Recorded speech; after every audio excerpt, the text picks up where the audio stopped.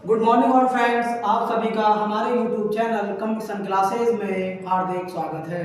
मैं सुहेल चौधरी आपको पढ़ा रहा हूँ मध्यकालीन भारत का इतिहास, जिसमें से हम गुलाम वंश के बारे में पढ़ रहे हैं। हमने बहुत सारी वीडियो यूट्यूब पर डाउनलोड कर दी हैं, अपलोड कर दी हैं। आप उन वीडियो को देख लें और साथ साथ हमारे चैनल को सब्सक्राइब भी कर दें। मैं आपको बता रहा हूँ कि हमने गुलाम वंश के बारे में पढ़ना है और गुलाम वंश में से हमने अधिकांश राजाओं के बारे में पढ़ लिया है। जिनके बारे में पढ़ लिया, एक बार उनकी हम बात करते हैं। सबसे पहला जो राजा आया वो था कुतुबुद्दीन ऐबक, जिसके बारे में हमने पढ़ लिया है। फिर इसके बाद में आएगा इल्तुतमिश या इल्तुतमिश, इसके बारे में भी हमने पढ़ लिया है। और इसके बाद में राजा बनेगा जो है फिरोज शाह, और चंद दिनों तक ये राजा रहता है। और फिरोज शाह के बाद बनेगी रजिया सुल्ताना। रजिया सुल्ताना को लेकर हमने एक वीडियो अपलोड कर दी है, जिसमें सारी बातें बताई हैं कि रजिया सुल्ताना ने कैसे जो है शासन को चलाया और कितने योग्य ये शासिका थी और इनके शासन में कितने अच्छे काम हुए। और ये इतने योग्य होने के बावजूद भी इनका जो टाइम पीरियड देखा जाता है वो 1236 से लेकर 1240 देखा गया। तो एक क्वेश्चन मार्क ये भी उठकर आया था कि इतनी अच्छी शासिका इतनी जल्दी अपने शासन को कैसे गवा देती हैं और इनकी मृत्यु कर दी जाती है। इनके बाद में जो राजा बनेगा उसका नाम है बहराम शाह। बहराम शाह, और ये जो है 1240 से लेकर 42 तक राजा रहेगा। ये राजा रहते हैं, इनका दौर चला जाता है राजा रहने का। और फिर हम बात करेंगे तो इसके बाद में एक और आएगा मसूद शाह। बहराम शाह के बाद राजा बनता है मसूद शाह, और ये राजा बनता है, ये 1240 से लेकर 42 तक रहता है। और ये आपका 1242 से लेकर 1246 तक रहता है। तो हमने गुलाम वंश के राजा के बारे में पढ़ा। 1 2 3 4 5 6 राजा के बारे में हमने पढ़ लिया है। इससे आगे जो हम आज बात करने वाले हैं उस राजा का नाम है नसरुद्दीन महमूद। आज हम नसरुद्दीन महमूद की बात करेंगे और समझेंगे कि इसने क्या काम किया था। तो आज हम बात करेंगे सुल्तान नसीरुद्दीन महमूद के शासनकाल की। देखिए, हमने ये सारे पढ़ लिए हैं। नसीरुद्दीन महमूद की हम बात करेंगे। इन राजाओं के बारे में हमने पढ़ लिया है। नसीरुद्दीन महमूद की यदि टाइम पीरियड की बात की जाए तो 1246 से लेकर 1266 तक इसका टाइम पीरियड देखा जाता है। तकरीबन 20 साल तक नसीरुद्दीन महमूद ने दिल्ली सल्तनत के गुलाम वंश पर शासन किया है। और नसीरुद्दीन महमूद की हम बात करें तो ये 2-3 बातों से बड़ा चर्चित है और इसको याद किया जाता है। इसके किरदार को यदि देखा जाए तो इसका जो किरदार देखने को मिलता है वो एक कुशल शासक के रूप में मिलता है और एक ऐसा शासक जिसको दुनिया से कोई मतलब नहीं, राजा होने के बाद अपने राजपाट से कोई मतलब नहीं, अपने शासन से कोई मतलब नहीं, मतलब वो इस दुनिया से दूर देखा जाता है नसीरुद्दीन महमूद को। और कहेंगे किताबों में 1246 से लेकर 1265 तक भी देखा जाता है। तो एग्जैक्ट 1266 है, लेकिन 65 कहीं मिल जाए तो कोई तनाव वाली बात नहीं है। अलग अलग इतिहासकारों के हिसाब से अलग अलग तारीखें देखी जाती हैं। तो नसीरुद्दीन महमूद की हम बात कर रहे हैं। तो नसीरुद्दीन महमूद के जन्म की अगर बात की जाए तो इसका जन्म हुआ 1229 ईस्वी में। इसका जन्म 1229 ईस्वी में होता है और इनकी पैदाइश को लेकर कुछ तनाव देखे जाते हैं। कहने का मतलब ये है कि जब ये पैदा हुए तो ये बता पाना मुमकिन है कि ये इल्तुतमिश के बेटे थे या ये जो है इल्तुतमिश का जो बड़ा बेटा था नसीरुद्दीन महमूद उसके पुत्र थे। आसान भाषा में आपसे कहूँ कि इल्तुतमिश का एक बड़ा बेटा था जिसका नाम था नसीरुद्दीन महमूद, और नसीरुद्दीन महमूद का इंतकाल हो गया या उसकी मृत्यु हो जाती है तो फिर ये कहा जाता है कि इल्तुतमिश के जो आखिरी बेटा पैदा हुआ तो उसका नाम भी नसीरुद्दीन महमूद रखा अपने बड़े बेटे की याद में। कुछ इतिहासकारों का तर्क ये है कि ये इस हिसाब से इल्तुतमिश के पुत्र हुए। इल्तुतमिश वास्तविक संस्थापक है गुलाम वंश का। और कुछ इतिहासकार कहते हैं कि जो इल्तुतमिश का जो बेटा था बड़ा वाला, जिसका नाम नसीरुद्दीन महमूद था, और उसका बेटा है नसीरुद्दीन महमूद जिसने अपने नाम पर ही अपने बेटे का नाम रखा है। तो यहाँ मतभेद मिलते हैं, भेदभाव, लेकिन यहाँ से कभी क्वेश्चन पूछा नहीं जाता। इसलिए आप समझ लें कि नसीरुद्दीन महमूद के जो है बात को लेकर कहीं कहीं तनाव मिलता है। कुछ किताबें कहती हैं, जैसे मेरे पास एक किताब है एस.के. पांडे की, और इस किताब में लिखा हुआ है कि ये जो है नसीरुद्दीन महमूद पुत्र हैं, अल्ततमिश के पुत्र हैं, मतलब बेटे हैं। नसीरुद्दीन महमूद के ये पुत्र हैं और ये बेटे किसके हैं? नसीरुद्दीन महमूद के बेटे हैं और इनके दादा हैं अल्ततमिश। तो कुछ किताबें कहती हैं कि ये जो है नसीरुद्दीन अल्ततमिश के पोते हैं, कुछ कहती हैं कि उनके बेटे हैं। ये दोनों तनावपूर्ण स्थिति देखने को मिलती है, लेकिन कोई नहीं, हमें समझना है चीज़ों को। तो अब इनके हम जीवन को लेकर बात करते हैं। तो नसीरुद्दीन महमूद जब राजा बन जाता है, गुलाम वंश का शासन चल रहा होता है, तो वहाँ एक संगठन देखा जाता है जिसका नाम है तुर्क-ए-चहलगानी। उस संगठन का नाम है तुर्क-ए-चहलगानी। आपको पता ही होगा इस संगठन के बारे में, सब जानते हैं कि तुर्क-ए-चहलगानी क्या है, और इसको एक और नाम दिया गया चालीसा संगठन। चालीसा संगठन क्या है? तो 40 तुर्क सरदारों का या 40 तुर्क युग सरदार इकट्ठे किए और उनका एक संगठन बनाया, और इनके ही देखरेख में या इनको ही मद्देनजर रखते हुए साम्राज्य के अंदर कोई भी काम किया जाएगा। मतलब यह कि इनकी सलाह लेना और इनकी एडवाइस से ही काम करना जो है 100% जो है लागू कर दिया था इल्तुतमिश ने अपने शासनकाल में। तो जो भी राजा होंगे, राजा काम करेंगे, लेकिन किसकी सहमति से काम करेंगे? तुर्क-ए-चहलगानी की सहमति से काम करेंगे। और तुर्क-ए-चहलगानी का अगर मैं हेड की बात करूं तो हेड है बलबन, जिसको गयासुद्दीन बलबन के नाम से भी जाना जाता है। ये इन सरदारों का हेड है, या तुर्क-ए-चहलगानी का प्रधान है कौन? बलबन। और बलबन जो है तुर्क-ए-चहलगानी संगठन का एक सदस्य भी और वहाँ का हेड भी है। और इसके बाद में जो राजा बनेगा वो बलबन ही बनेगा, और जो 1266 से लेकर 1286 तक तकरीबन 20 साल ये भी शासन करेगा। तो मैंने इसको इसलिए समझाया आपको कि जब इसका जन्म हुआ 1229 में, तो इसकी शादी की बात की जाए, किसकी? नसीरुद्दीन महमूद की शादी की बात की जाए, तो बलबन ने अपनी बेटी का निकाह नसीरुद्दीन महमूद से 1249 में किया था। यहाँ से क्वेश्चन बन दिया मिल जाता है, कहीं कहीं किसी एग्जाम में पूछ लिया जाता है कि बताइए कि दिल्ली सल्तनत का ऐसा कौन सा सुल्तान था जिसने तुर्क-ए-चहलगानी के नेता की बेटी से निकाह किया? तो आंसर है आपका नसीरुद्दीन महमूद। या तुर्क-ए-चहलगानी का जो प्रधान था बलबन, उसने अपनी बेटी का निकाह किस राजा से किया? नसीरुद्दीन महमूद से किया। और जैसे ही इसने अपनी बेटी का निकाह उससे कर दिया तो इसके लिए, बलबन के लिए परेशानियां खत्म हो गई और हर चीज़ पर इसी का ही आधिपत्य बनने लग गया। अब थोड़ा सा हम बात करते हैं नसीरुद्दीन महमूद के किरदार को लेकर, उसके कल्चर को लेकर कि नसीरुद्दीन महमूद क्या है। तो हम ये लिख देते हैं नसीरुद्दीन महमूद। नसीरुद्दीन महमूद की हम बात कर रहे हैं। नसीरुद्दीन महमूद एक ऐसा राजा हुआ पूरी दिल्ली सल्तनत में जिसने शाही खजाने में से 1 रुपया भी अपने लिए नहीं लिया है। आप देखिए ऐसे भी राजा आए जिन्होंने 1 रुपया अपने खजाने में से नहीं लिया, और उस राजा का नाम है नसीरुद्दीन महमूद। तो हम कहें कि ये संत प्रभाव का व्यक्ति था। संत मतलब सूफी संत जो होते हैं, या अपनी लौ को अपने ईश्वर में, अपने भगवान या अल्लाह में लगाए रखते हैं, उसको इस दुनिया से कोई मतलब नहीं होता। उनको जो मतलब होता है अपने भगवान से या अल्लाह से अपनी लौ को लगाए रखना।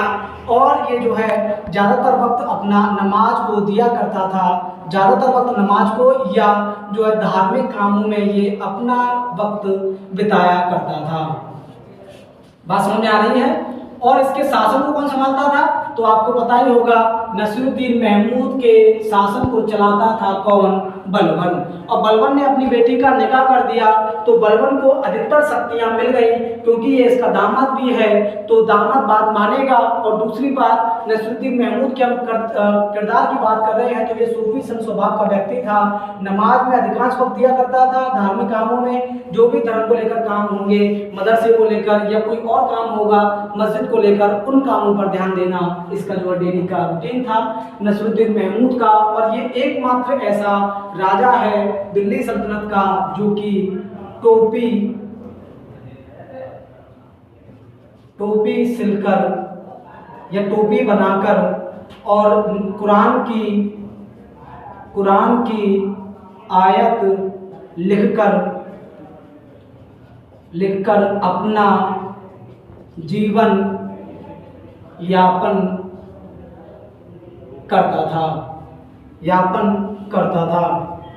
मतलब मैं आपसे कहूँ कि ये एक ऐसा राजा था नसरुद्दीन महमूद जो कि शाही खजाने से 1 रुपया नहीं लेता था। टोपी बनाया करता था अपने हाथों से जो सिर पे लगाई जाती है, और उस टोपी को लगाकर जो मुस्लिम समुदाय में लोग नमाज अदा करते हैं वही टोपी खुद बनाया करता था नसरुद्दीन महमूद।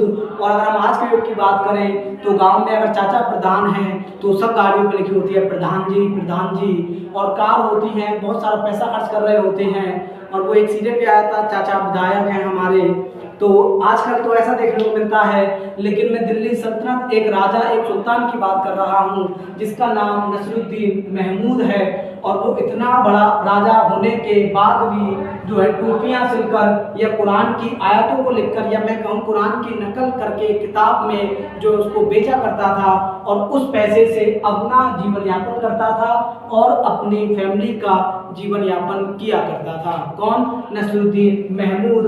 और हमारे यहाँ तो चाचा विधायक हो गए तो पूरा परिवार विधायक, पूरा गांव विधायक, और भैया गांव वाले भी कहते हैं हम विधायक हैं। तो ये दौर आज का है कि सिर्फ विधायक बनने पर लोगों के अंदर इतना एटीट्यूड घमंड होता है, और पैसे कमाने की तो कोई उनके पास जो है रास्ते इतने सारे होते हैं कि वो कहीं से भी पैसा कमा सकते हैं। लेकिन वही नसरुद्दीन महमूद की हम बात कर रहे हैं तो धार्मिक कामों में अपना पूरा ध्यान रखता है, नमाज पढ़ता है, टोपी सिलकर या टोपी को बनाकर हाथ से और जो है कुरान की आयतें लिखकर अपने और अपने परिवार का जीवन यापन करता है नसरुद्दीन महमूद। और नसरुद्दीन महमूद को लेकर फिर ये चल रहा होता है, सानी बागपुर बलवन के हाथ में होती है, बलवन शासन कर रहा होता है। और कहे हम कि राजा तो कौन है? नसरुद्दीन महमूद है, लेकिन चला कौन रहा है? बलवन चला रहा है। बलवन की देखरेख में कार्य हो रहा होता है। लेकिन जब कुछ लोग नसरुद्दीन महमूद को ये कह देते हैं कि भैया आपने बलवन को जो सारे अधिकार दिए हुए हैं आप उससे अधिकार लीजिए, आपको ऐसा नहीं करना है, यदि आप सारी ताकतें उसको सौंप देंगे तो वो मिसयूज कर सकता है। और मैं आपसे बात कर रहा हूँ 1252-53 की। तो इस टाइम पर एक हिंदुस्तानी मुसलमान है, एक भारतीय मुसलमान है जिसको इतिहासकार रेहान के नाम से जानते हैं। रेहान के हाथ में सारी भागदौड़ आ जाती है और ये बाद में से 52 से 53 तक जो है शासन करता है। या हम कहें कि बलवन को हटा दिया जाता है और बलवन की जगह ले लेता है रेहान, जो कि हिंदुस्तानी मुसलमान है। और जब इसके हाथ में सारी ताकत आ जाती है, शासन कर रहा होता है, तो ये 40वां संगठन है तुर्क-ए-चेरगानी, जो कि तुर्कों का जो तुर्की लोग हैं उनका जो संगठन है, उनको ये पता लगा कि एक ऐसे व्यक्ति को सारे शासन की भागदौड़ दे दी है जो कि